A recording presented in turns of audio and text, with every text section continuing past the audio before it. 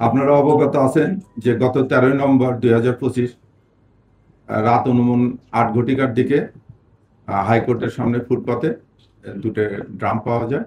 এই ড্রামে দুটো ড্রামেতে চালের নিচে আহ, টুকরা টুকরা 26 টুকরা এক ব্যক্তির লাশ পাওয়া যায়। এতে সমস্ত দেশব্যাপী তখনই প্রিন্ট এবং ইলেকট্রনিক মিডিয়া চলে আসে এবং এটা ব্যাপক চাঞ্চল্যের সৃষ্টি করে। এটা নিয়ে থানা কাজ করার পাশাপাশি আমিও ডিবি টিমকে পাঠাই, যেহেতু এটা রমনা জোন এলাকায়। আমি রমনা ডিসিকে তাৎক্ষণিকভাবে নির্দেশ দিই যেটা ছায়া তদন্ত শুরু করার জন্য। তদন্তের এক পর্যায়ে আমরা মৃত ব্যক্তির পরিচয় উদ্ঘাটন করি। তার নাম আশরাফুল ইসলাম, বয়স 47। এটা আসলে একটা আমি প্রথমে থেকে শুরু করি যদি, যেটা একটা ত্রিভুজ প্রেমের কাহিনী। আসলে হত্যাকাণ্ডটা ঘটেছে এই প্রেম গঠিত সংকটে। এখানে জরেজুল ইসলাম নামে যে প্রধান আসামি, উনি মালয়েশিয়া প্রবাসী। উনি মালয়েশিয়া থাকে। মালয়েশিয়া থাকা অবস্থায় সোশ্যাল মিডিয়ার মাধ্যমে, একটি অ্যাপসের মাধ্যমে প্রায় 3 বছর সামথিং আগে এই কুমিল্লার একজন শামীমা আক্তার কোহিনুর নামে এক মহিলার সঙ্গে তার পরিচয় হয়। তাদের ভিতর বেশ ভালো সম্পর্ক, একটা প্রেমের সম্পর্ক স্থাপন হয়। এই জরেজুল ইসলাম গত আনুমানিক 1 মাস 10-11 দিন হলো দেশে আসে এবং এই শামীমা আক্তারই তাকে এয়ারপোর্টে রিসিভ করার পর যথারীতি জরেজুল তার বাড়ির রংপুরে চলে যায়, শামীমা কুমিল্লায় চলে যায়। তাদের ভিতরে এই 1 মাস যাবৎ বিভিন্ন সময় টেলিফোনে অন্তরঙ্গ কথাবার্তা হয়। জরেজুলের স্ত্রী এই বিষয়টাই ধরে ফেলে যে তার স্বামী অন্য এক মহিলার সঙ্গে পরকীয়া লিপ্ত অবস্থায় আছে। তখন জরেজুলের স্ত্রী জরেজুলের খুব ঘনিষ্ঠ বন্ধু শহীদুল ইসলাম, আশরাফুল ইসলামের সহায়তা চায় এবং আশরাফুল ইসলামকে এই শামীমা আক্তার কোহিনুরের নাম্বারটা দিয়ে বলে যে তাকে একটু বুঝান যে সে যেন আমার স্বামীর এখান থেকে এই পথ থেকে চলে আসে, কারণ আমার স্বামী সন্তান আছে, আমার সংসার আছে। তাই এই আশরাফুল তার সঙ্গে কথা বলতে বলতে আশরাফুল একসময় তার প্রেমে পড়ে যায় এবং আশরাফুল এই ভিডিও চ্যাটিং এর সময় বিভিন্ন তাদের সঙ্গে অন্তরঙ্গ মুহূর্তে ছবি টবি তোলে, অবস্থায় ভিডিও চ্যাটিং করে। বাই দিস টাইম এই আশরাফুলের সঙ্গে শামীমা আক্তার কোহিনুর করে যে জরেজুলকে জাপান পাঠায় দেবে। চুক্তি হয় যে আশরাফুল জরেজুলকে জাপান পাঠাবে 14 লাখ টাকার বিনিময়ে, এবং এই 14 লাখ টাকা 7 লাখ টাকা দেবে এই শামীমা। এই কথা অনুযায়ী তারা বলে যে আমরা এই টাকা নেওয়ার জন্য এবং জাপান যাওয়ার প্রসেস শুরু করার জন্য তার দুই বন্ধুকে জরেজুল এবং আশরাফুলকে থেকে আসতে বলে, রংপুর থেকে আসতে বলে। কোহিনুর আসে, এই শামীমা আসে। আসার পর তারা এখানে একটা বাসা ভাড়া নেয়। গত 11 তারিখ রাতে তারা রংপুর থেকে রওনা দিয়ে ভারতে ভোরে পৌঁছলে এই শামীমা তাদেরকে সায়দাবাদে রিসিভ করে তারা একটা বাসা নেয়। তারা একটা বাসা তাৎক্ষণিকভাবে 5,000 টাকার বিনিময়ে ভাড়া নেয় এবং ভোটার আইডি কার্ড দিয়ে তারা বাসাওয়ালার নিকট বলে যে আমরা বাড়ি থেকে পালিয়ে আসছি, বিয়ে করেছি, কিন্তু আমাদের গার্জেন মেনে নিচ্ছে না, সেই জন্য আমরা আপাতত এখানে থাকবো।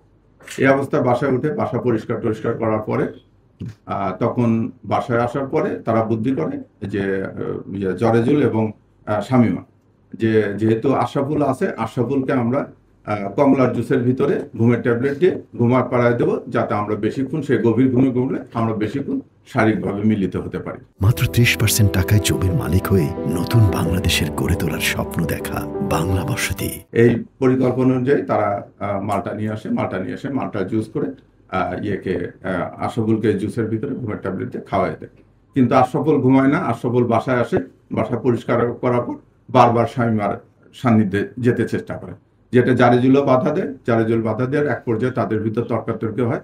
তখন জারেজুল তাকে বলে যে তুমি তাকে তার বড় ভাই, ওই শামীমা তাকে বড় ভাই মানে, তুমি তাকে ছোট বোন মানে, কেন তোমার সঙ্গে শারীরিক সম্পর্ক জড়াতে যাচ্ছে?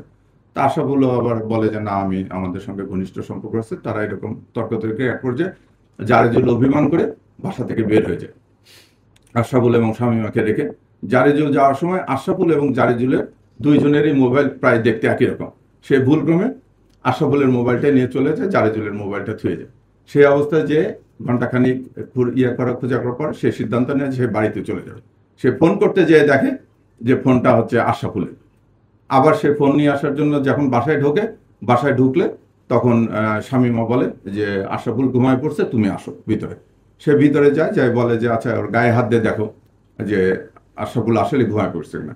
শামীমা যখন আশরাফুলের গায়ে হাত দেয় তখন আশরাফুল আবারও জেগে যায়, একটু তন্দ্রাচ্ছন্ন ছিল বোধ হয়। জেগে গেলে পরে সে কি করে, মানে বিকৃত রুচিতে ইয়েকে শারীরিক সম্পর্ক স্থাপনের জন্য শামীমাকে জোর করতে থাকে।